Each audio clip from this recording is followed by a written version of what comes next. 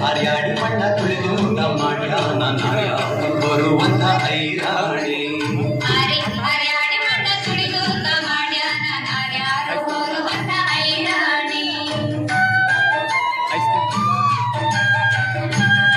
ಕಿರಿಕಿರಿ ಮಾಡತ್ತಂತೆ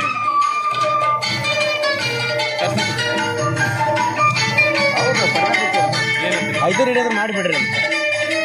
ದೊಡ್ಡವರೆಲ್ಲ ಜನ ಹಂಗೆಲ್ಲ ನಡೆಯಂಗಿಲ್ರಿ ಅಂದ ಎಲ್ಲ ರೆಡಿ ಅದಾರ ಮಹಿಳೆಯರೊಬ್ಬ ರೆಡಿ ಆಗ್ತಾರ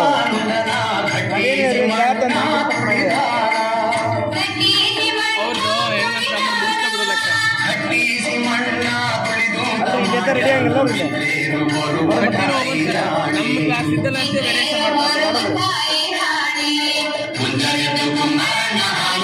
ಅವಾಗ ಏನು ಮಾಡೋದು ಸರ್ಕಾರ ಕೆಲಸ